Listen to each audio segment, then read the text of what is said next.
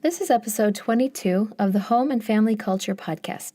I'm Jody Chafee, and in this episode, I interviewed Pat Hade, virtual safety expert.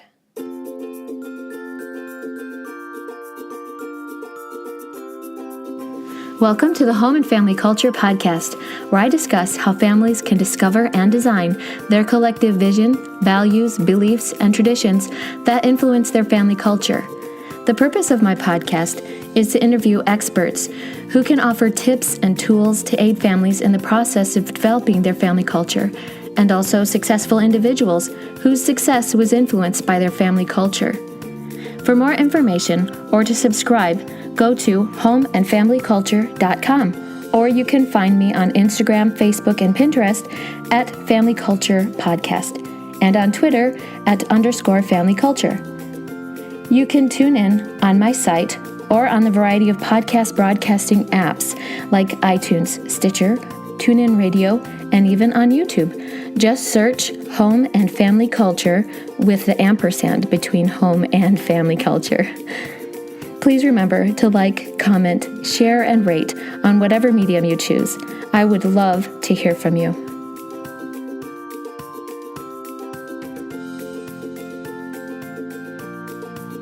Pat Hade's business works with youth, sports, and educational organizations to form their presence in the digital world.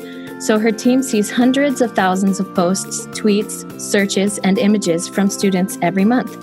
In addition to writing and presenting about using and abusing social media and the internet, she collaborates with virtual safety monitoring entities to develop educational content for parents and students.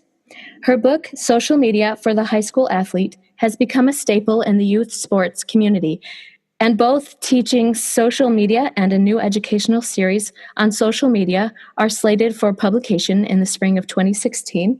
Hade's work has been featured in numerous publications, media, and blogs, including USA Today. So welcome, Pat. I'm so happy to have you.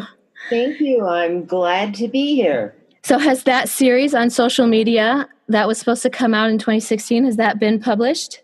That has been published. We've got a digital literacy course for homeschooling published, along with several specialized courses. So we're doing our best to get the word out there. Yeah. So how did you fall into this line of work? I taught for 20 years while my kids were growing up, and I taught AP language and literature. Mm-hmm. And a course we called Revolving Door, because I'd get the kids who were coming out of juvie, going back into juvie. But simultaneously, our family business was software, hardware solutions, specialized solutions. Okay. And I always got stuck with the marketing because for some reason that was what I got stuck with, which I hated. Because you could spend $25,000 on a trade publication ad and you never knew what happened to it. Right. No feedback. So when we started our marketing company, social media was just starting. One of the founders of Facebook happened to go to school with one of my sons. So we kind of got involved in that. And I realized that social media was not only for businesses going to be a way to measure your impact, but content marketing started, which meant you didn't just put out ads, you put out information, which I loved. Mm-hmm. And then because we were on social media all the time doing that, everybody in my office got so tired of me saying, "Oh my God, this kid is in such trouble. Why would they do that?" Finally, they said, "Okay, could you do something about it and shut up?" So that's what we did. And we have a large educational outreach that is free to the kids that we do continually. Okay. And that's how I'm here. And so that outreach is to educate kids on social media usage. How did you focus in on the high school athlete? We started with the high school athlete because they knew they had to learn. When a high school athlete is going to be recruited or they want to play sport in college, the college coaches, every program I know, go to their social media to get them. And they'll do that before the kid ever knows they're interested. So we had a group of kids who didn't have to be convinced that you're going to be vetted throughout your life on your social media. They already knew that. Yeah. And that was a base for us to start with. Interesting. Yeah, because on the talk that you gave through the Home Education Council of America, you talked about how people lose jobs, or they don't get admitted to colleges, or they don't get college callbacks for a college and jobs because of their social media profiles. So that's a big deal. It's a big deal. And social media profiles are used by over 60% of college admissions offices. And they're looking for, will you fit in our culture? Now, some colleges have gone beyond that. They have very complex algorithms to look at your social. Not only will you fit in our culture, but will you stay here? What is the percentage of, what is the probability that you will stay at our school? Interesting. Every HR department is going to look at your social media. Landlords are going to look at your social media. And tons of people who have landlords have said, no, sorry, you party too much. Don't want that in my building. Right. Or you can't hide a pet if you have them out on your social You see media. pictures of it. Wow. We don't realize how much we put out there on our social media. We don't. And the one I want to make the kids aware of especially is that banks look at your social media. Interesting. So when you go for your first car loan or your first mortgage, they're going to go back through your social media, and they actually have algorithms where your trustworthiness is going to be decided. So it's a big deal. It's not just tweeting out, hi, I'm in a bad mood this morning. Right. It's all of you have your whole history of your employment history, your interests, your living, everything. We're almost not even, we don't even censor sometimes what people put out there. I see people who post status and updates all day long. And I'm sure that's a really big part, a big deal. Well, the other problem is that in 90% of the cases, we can track somebody's movement by their social media. So everybody who's listening, turn automatic location tagging off right now. Yeah. Stop listening to us, take a second and turn it off, because just pause the episode, turn off geolocation. If we can track you, so can anybody else in the world. And that may not be a very good thing. So that brings me to, you talked about 4 basic rules of social media or internet activity. Can you tell us about those rules? Oh, well, the first one is that social multiplies. And I want to give you an example. We've retweeted about 6 months ago a tweet that a parent put out about their kid. They were very proud of an accomplishment. That parent had 678 followers. The account we retweeted it from had 113,000 followers. Wow. So now it's not 628 people that you kind of know who see this. It is 113,000 people from around the world. The reason that's important is that there are some things that you don't care if billions of people see. Right. There are other things, especially with kids under 14, that you want to be very careful of, because once it's out in social, you have absolutely no control over it. And that brings us to the next thing. There is no such thing as delete in social media. Yeah. When you push that delete button, it really doesn't go away. Number one, I can take a screenshot faster than anybody can delete anything. Mm-hmm. And guys, this goes for Snapchat also. Snaps do not go away. I know they disappear from your phone. That doesn't mean they're gone. Right. Beyond that, private accounts are very misleading because people think that private accounts, nothing is ever going to get out from them. Well, there are 12 kids who got their acceptances to Harvard rescinded last spring because they had posted things in, quote, private accounts. Right. That somebody took a screenshot of and sent to Harvard and said, whoa, why are these people getting it? And Harvard said, you're right. Wow. Okay, sorry, guys, not happening.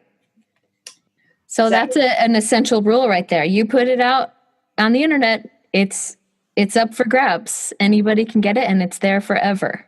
And it's there forever. Facebook archives everything. Mm-hmm. Twitter archives everything. Snapchat archives for 30 days at a minimum. Mm-hmm. And the kids who think that Snapchat is the place to sext, that is a minimum.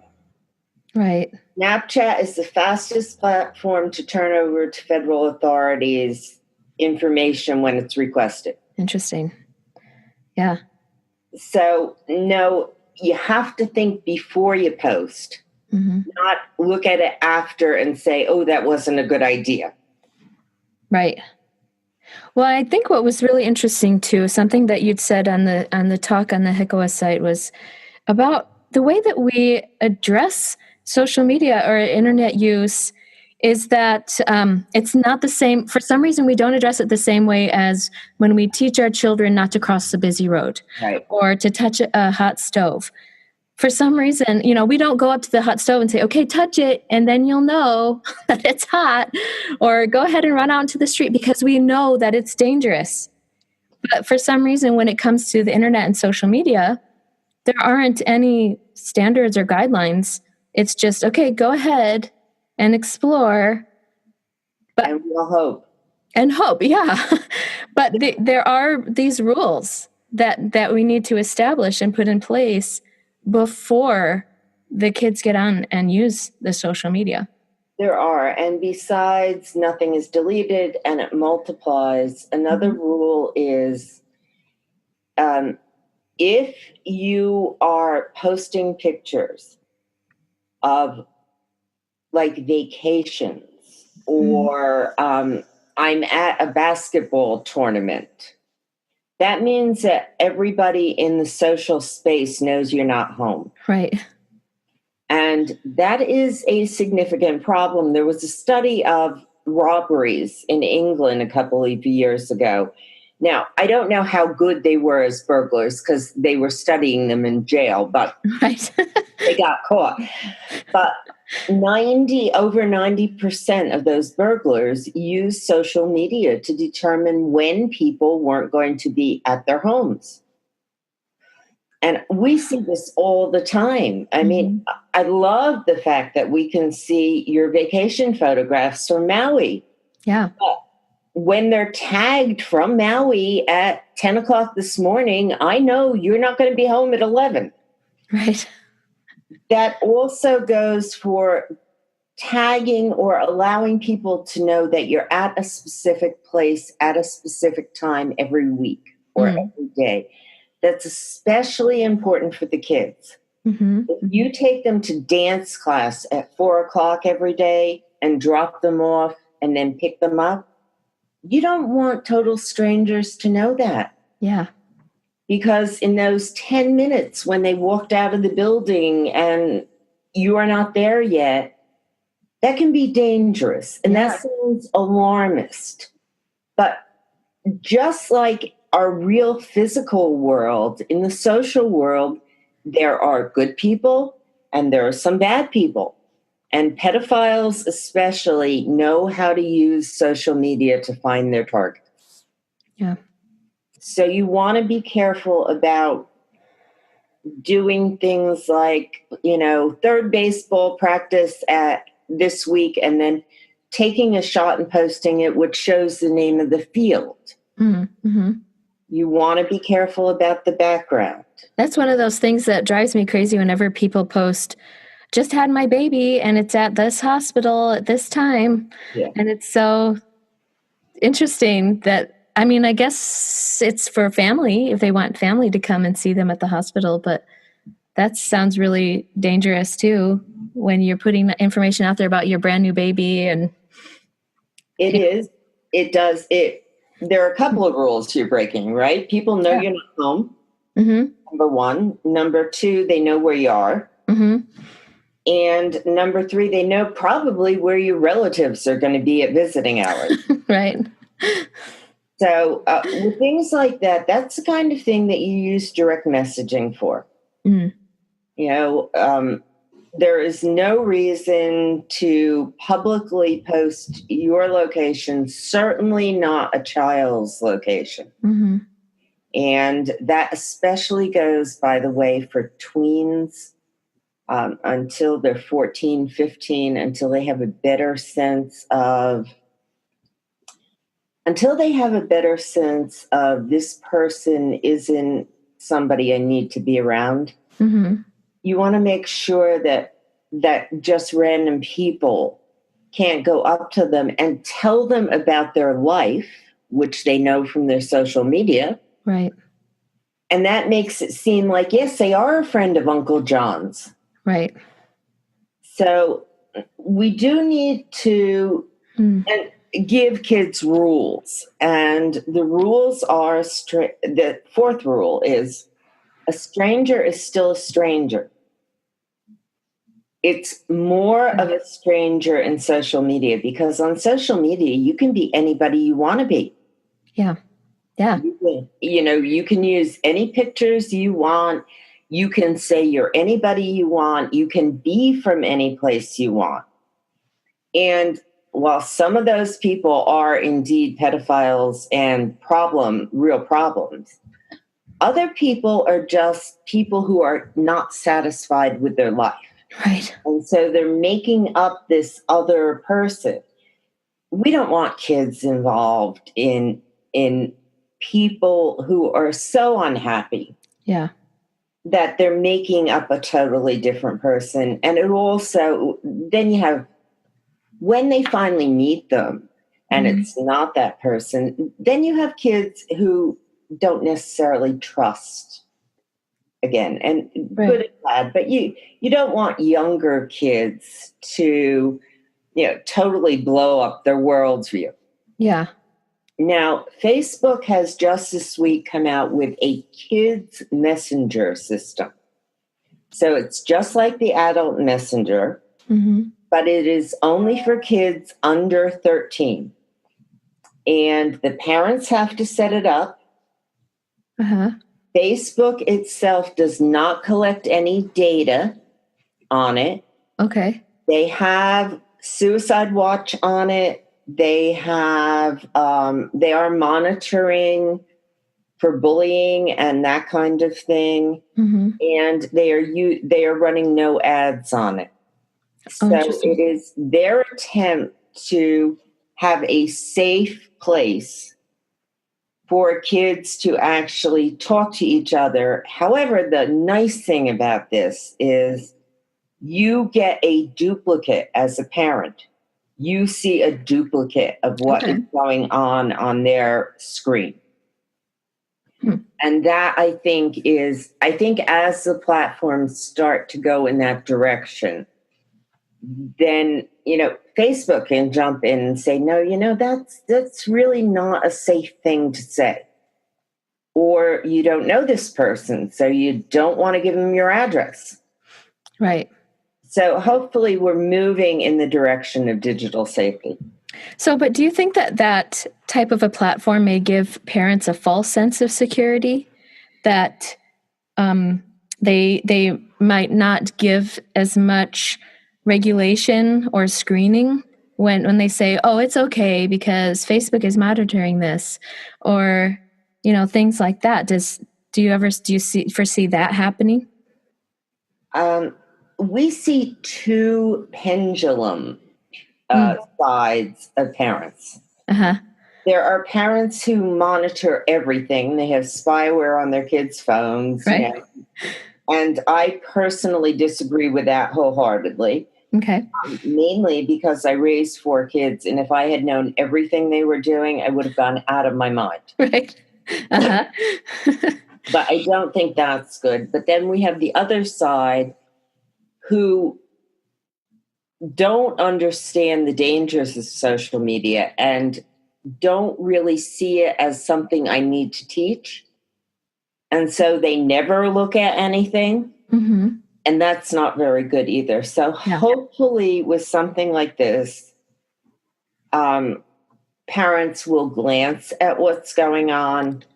They'll be able to ask the right questions. Where did you meet that person? Mm-hmm. Have you video chatted with them before you meet them at the local playground? Right. Or, the football game. So we're moving gradually to, I think, more safety. But the problem parents have is that we know how to teach kids that the stove is hot because we were taught the stove is hot. Yeah. We were never taught about social media. It didn't exist until 11 years ago. Mm-hmm. So as parents, and I talk a lot to parent groups, because as parents, we are consumers of social media, but we don't necessarily know how to work with social media safely ourselves. Yeah. So it's hard to teach. Yeah. So it's really only something that unless you are using social media as like a marketing tool or things like that, you're really not going to look into the different hazards and resources that are on social media. And so that's why this is a really great message to get out there, because we want parents to be more proactive, to think more on a producer level rather than just consumption of social media, but actually active consumers in a way. And I like what you've been saying. It's really important that we have rules. We need to have guidelines. We need to consider what the outcome of some of these behaviors may be and establish the guidelines and the rules. And those guidelines can also be the same kinds of things that you do for any social interaction for your child. Yeah. So one of the wonderful things about social media is that if you have a kid who is interested in going to Mars, they love outer space, they love all of this. You may live in an area, they may be in a school where there are 2 kids who think that's the coolest thing in the world. But on social media, they're going to find 100 kids who think that's the coolest thing in the world, who want to talk about it, who want to explore it. They're going to be able to find groups of adults who are mentors to kids like that. So that's the plus side. Yeah. Well, it's like you were just saying about the pendulum of the parents. Like there are parents who take one extreme or the other.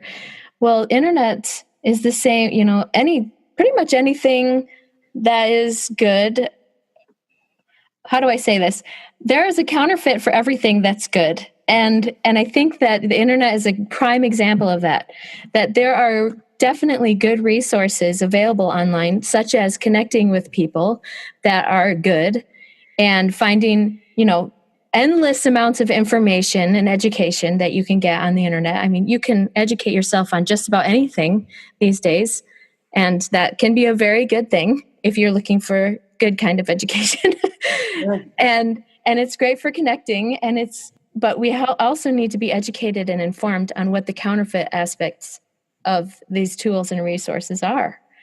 But I like what you're saying, though. Like, we need to remember that not to just shut it out, say, oh, well, I'm not going to let my kids use social media or the internet ever until they're adults, because they're not going to suddenly know how to use social media just because they turn 18. Right. What you really want to do is you want to start them at 13. Mm-hmm.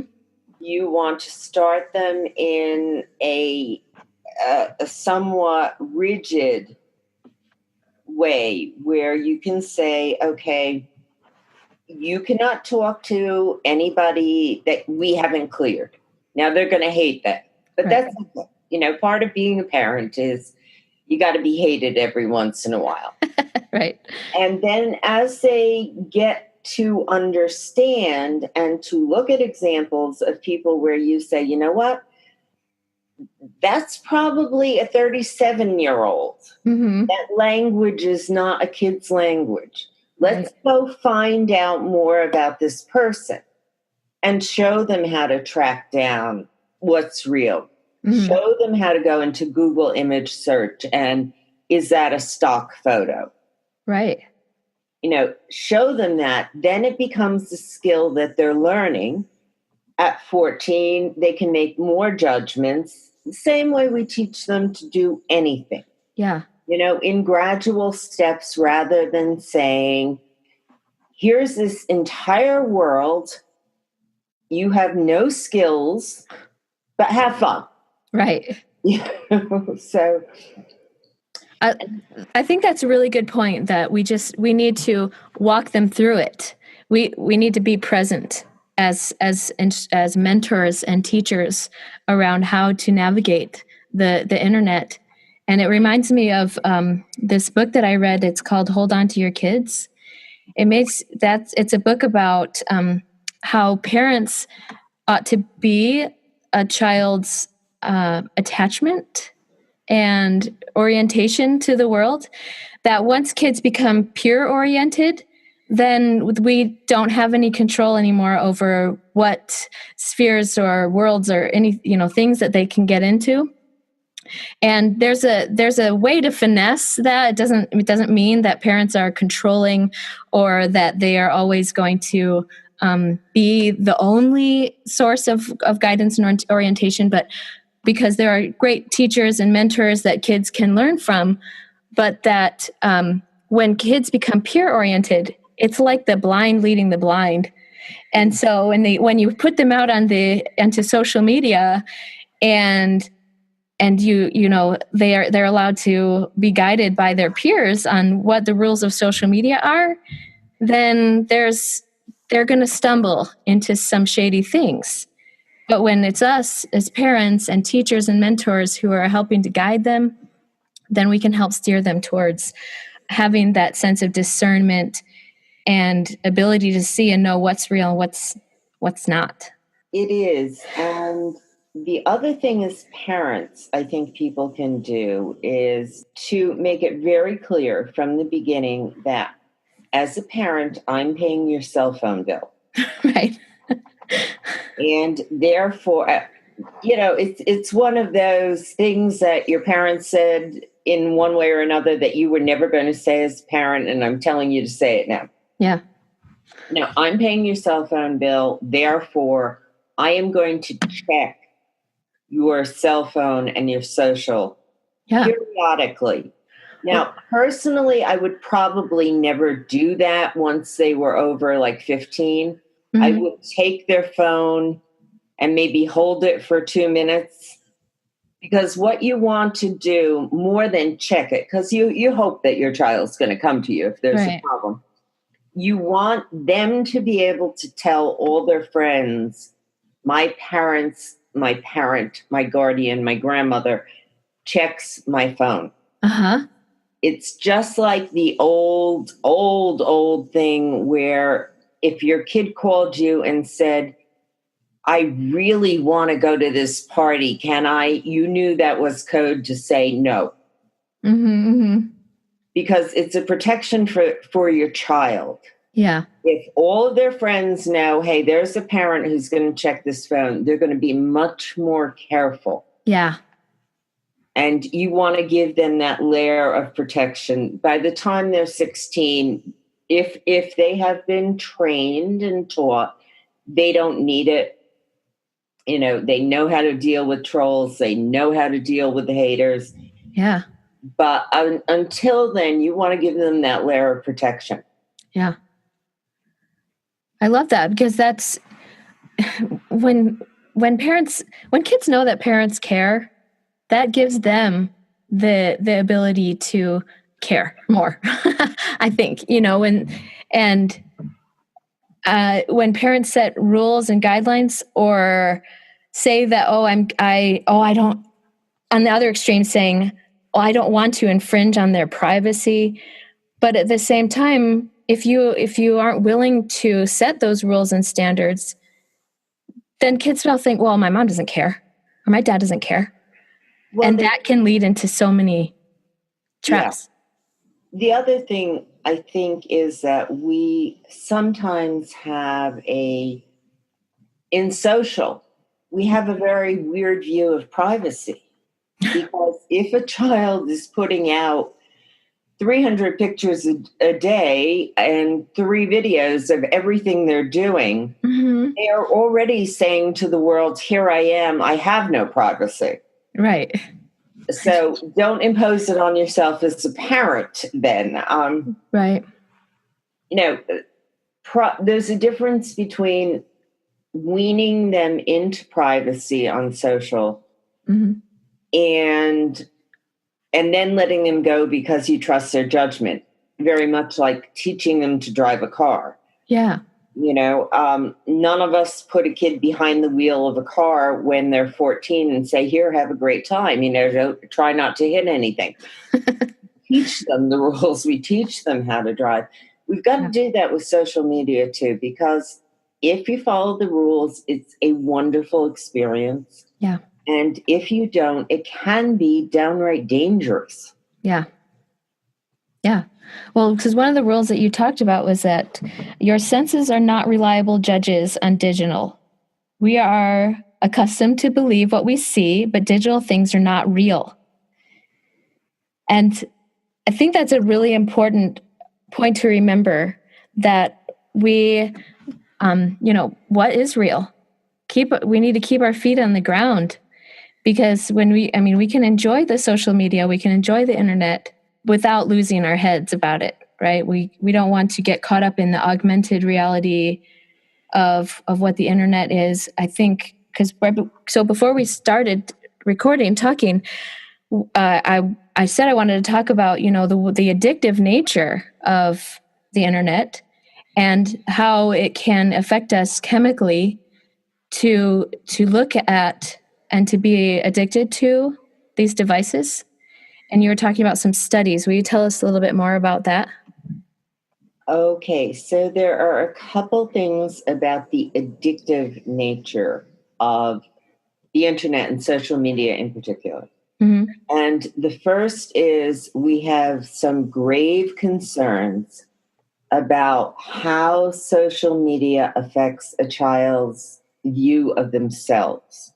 Mm. Because on the whole, nobody posts, I've had a horrible day, I didn't do well on my test, my mother yelled at me, right, and I really want to go crawl in a hole.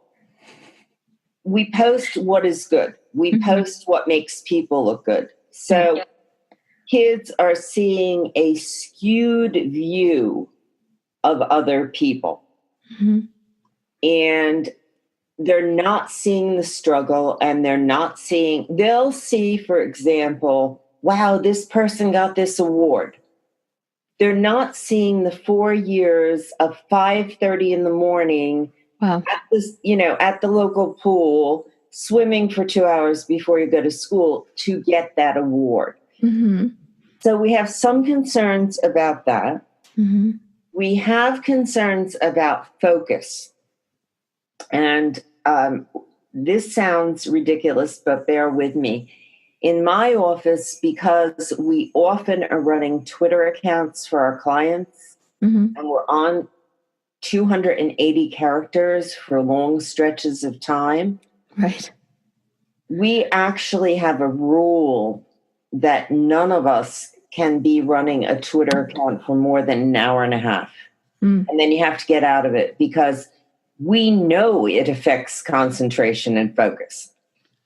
Right. So it makes it harder to sit and read longer things and having a longer attention span. Have the attention span. And we're all adults with master's degrees. We know how to do this already. So we've got some concerns about the fast-moving nature of Instagram. Facebook's not so bad. Of Snapchat, of Twitter. How is this affecting kids who are just learning to concentrate on things they might not want to concentrate on? We're concerned about that. We're concerned about the fact that the immediate gratification is very addictive. So I was telling you that the average person who uses a mobile device today looks at their phone over 200 times a day. They're looking for updates. They're looking to see if somebody text messaged them. If they got a like, if they got a comment, any kind of reaction. Has somebody interacted with me? And our concern there has been based in the idea of self-sufficiency and independence with kids. I want to give you an example. When my oldest daughter used to go to the mall with her friends, it was, okay, I'm going to drop you at Neiman Marcus, because this was my oldest daughter, and I will pick you and your friends up at 4:00 at this entrance. That was all planned out in advance because there was no way to communicate. My youngest daughter, everything was, I'll text you. So there was no planning out. It was like, I'll be back at 4 and you'll text me where you are. That's a huge difference in just the little things in learning to plan, in learning to think ahead. Wow. So I never even considered that connection that, there's so many, my kids will watch these little videos about how to connect the progress in a story, from beginning, middle, and end. And it's like a practice that they have to develop. But it used to be that was just a normal part of living. Right. So one of the things that I think we have to be very conscious of when we never had to be before is to pre-plan with our kids things that they don't think have to be pre-planned because they can just text you or they can just call you. Or in the case of one of mine, they will message you on Facebook. Because the daily things that we never thought of, even, my kids, my older ones used to have to ask me before they went to, say, lacrosse practice, can I go to so-and-so's house afterwards? Nobody has to do that. They can text me in the middle of practice. So there's no forethought. There's not planning and forethought of what your day ought to look like. It's almost like this. It's more than just instant gratification because it's almost like spoiled ideas and this idea, this narcissistic tendencies that come up when we talk about social media and things like that.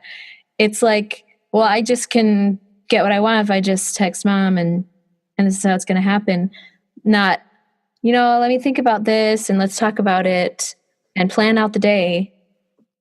It just becomes instant gratification. It's not so much narcissistic as a child is made to do what they want when they want. And as parents, what we're trying to do is to get them to the point where they can't do what they want when they want because you can't survive in the world that way. And we are extending that what you want when you want, if we're not careful, with the ability to connect constantly. So we want to be careful of that. We want to be very careful that kids, that parents actually, and I am not kind to parents who do this, but a lot of parents also will read their text messages when their kid's talking to them because it bings and you are conditioned like Pavlov's dog to read it. Uh-huh. No, your kid's more important. Mm-hmm. It's not something parents consciously do, but it's something that we all do. Yeah.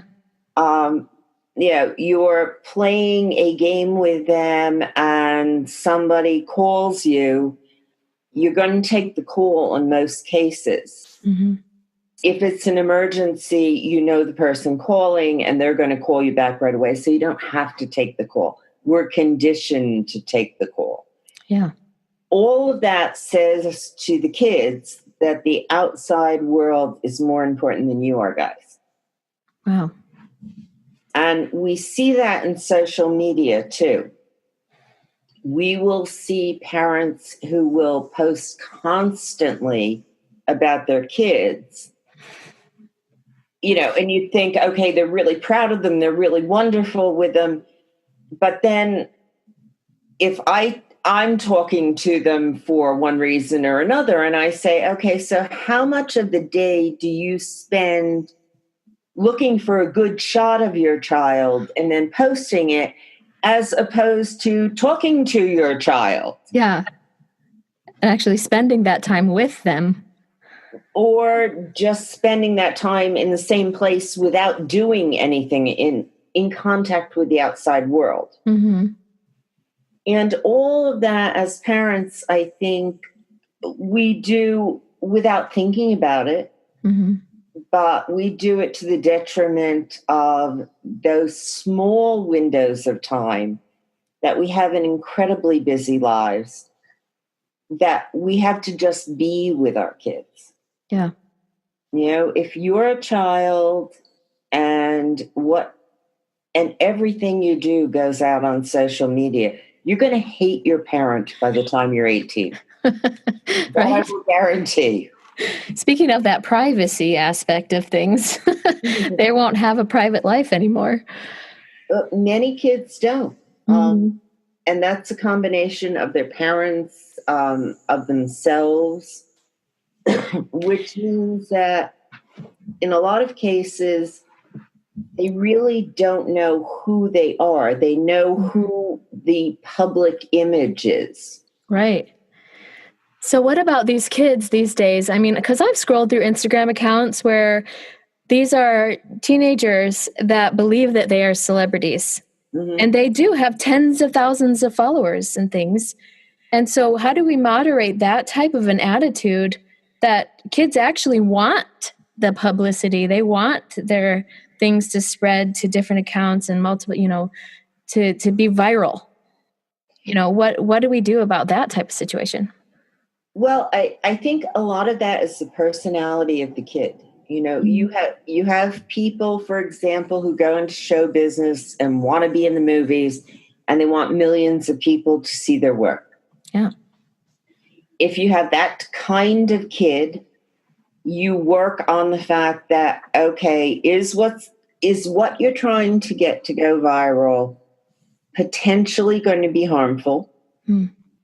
Some of these challenges, the social media challenges, there are cadres of us across the world who work on shutting some of them down because they're so dangerous.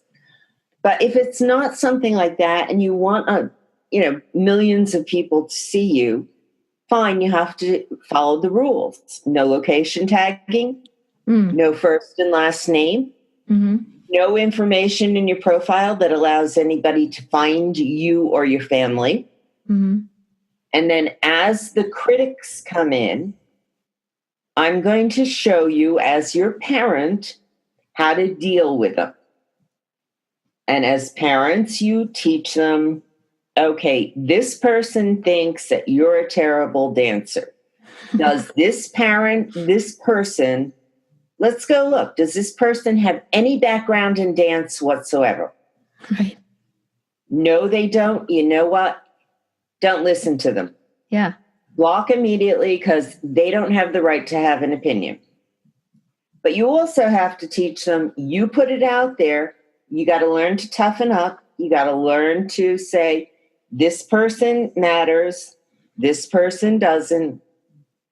So again, we got to teach them. How about YouTube? What is the protocol on YouTube as far as your internet safety? YouTube, like Facebook posts, you can set anything to public, unlisted, or private. So if you have something set to public, you are searchable by a couple billion people. I would say the protocol is always, especially with kids under the age of 14, I'd probably go 15 in the current political climate. Keep it unlisted. You can send the people you want the link. You have it.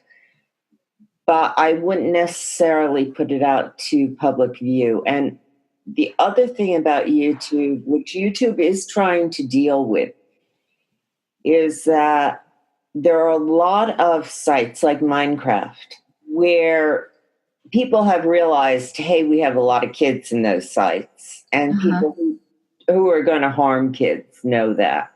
So you want to be careful around there. You don't want to just let your kids watch endless videos on YouTube. Well, one of the recent horrors, I guess, for one parent around here was that their 9-year-old was watching Minecraft videos.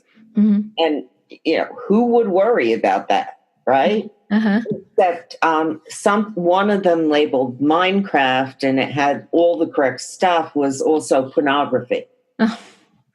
So they walked into their 9-year-old saying, what is this? Oh. So you have to be careful, who the user is, or who's posting. You have to be careful that you've looked at it. If you have a young child, you won't let them randomly watch any movie they want. Mm-hmm. YouTube is the same thing. Yeah. You have to know what they're looking at. By the time they're 13 and 14, you want them to believe you know what they're looking at. You may not necessarily have to look at it, but you want them to believe that you do. Mm-hmm. And you can do that, by the way, parents, by whatever device they're on. You want them to be not on their cell phone watching it. Mm-hmm. You want them to be on an iPad, a tablet, a laptop, because then you can go into the history. Mm. You can pull up the history of any of them. I see. So you don't have to necessarily be sitting there watching what they're watching. You can go in at night, pull up the history, look at it, and if something's sketchy, talk to them about it. Yeah. How many of us have clicked on a link and once it's come up said, oh, wow, okay, out of here. And that happens with kids too, but it's a great opportunity to talk to them about, okay, now you're being tracked. Mm-hmm.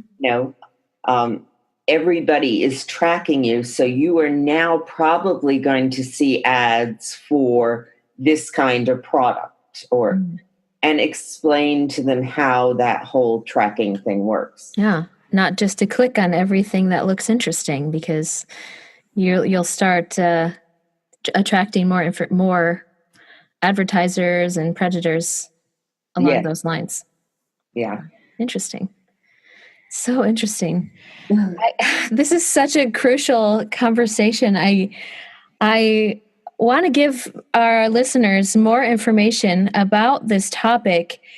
Can you tell us more about where to find you? And, but first, I wanted to ask you, can you tell us about any books that can tell us more about this aspect of the information and learning about internet safety? Okay, there aren't a lot out there. We've actually got one that we're writing that hopefully will be out in February. There are a couple. There's one called You Posted What? Mm-hmm. That's on Amazon. Okay. There's ours, which is Social Media for the High School Athlete. Mm-hmm. Other than that, to tell you the truth, everything else is highly academic studies kind of thing that I know of, at least. Have you ever read, so you haven't heard of the book called Screenwise? Oh, yes. I haven't read it yet, but it's on my list. That actually is a movie.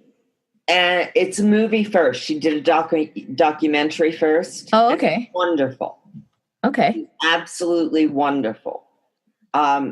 Melinda Gates blogs about this quite a bit, and she is well worth following on Facebook. She talks a lot about kids and addictions to devices, and she certainly has the research teams behind her to work with it. So you want to look at that. What you do want to do is you want to reach out to those of us in the business whenever you have a question, because it is not something that is being taught in curriculums. Yeah. It is not something that is being taught yet to parents, and we're really working to see that happens. But until then, the easiest way to get us is at high school social media, at HS social media on Twitter. Somebody monitors that from 6 a.m. until 11 at night. I often monitor it later than that because, very frankly, if a kid is suicidal, we'll catch them at 2 a.m, not at 11 at night. Our Facebook pages, it's high school HS social media or social student athletes. And you have my email address, which you're welcome to share with everybody. Okay. Awesome. If you have a question, if we can help, please reach out, because this is such a wonderful thing for kids to be able to use, that we want them to be able to use it safely. And we want it to be a good thing in their lives, as opposed to 7 people sitting around a dinner table, everybody looking at their phones. Yeah. Because that's not where we want to go. Right. And it's just, this isn't going away. Social media and technology, it's only going to get more and more advanced. And so as parents, we really need to figure out how to use it wisely and how to teach our kids how to use it wisely. You do. It is going to become more and more a part of everyone's life. It's going to become more and more of a safety net. So very quickly, Facebook has a team of experts, psychological experts, who we can tap into 24/7. Okay. And you all can too, and I'll send you that URL too. But if we see a kid that we think needs immediate intervention, then you find where they live and you call the local police. But if we think they're moving down that path, there are some of the best experts in the world that we can get in touch with immediately for free. And there's also a new artificial intelligence formula that's coming out that they're going to run all teenagers' posts against to look for suicidal tendencies. So social media is going to be a part of everybody's life. It's going to be a part of what happens. And just like a car, you have to learn how to use it. It's a great thing, but we want kids to use it safely. Awesome. Thank you so much, Pat.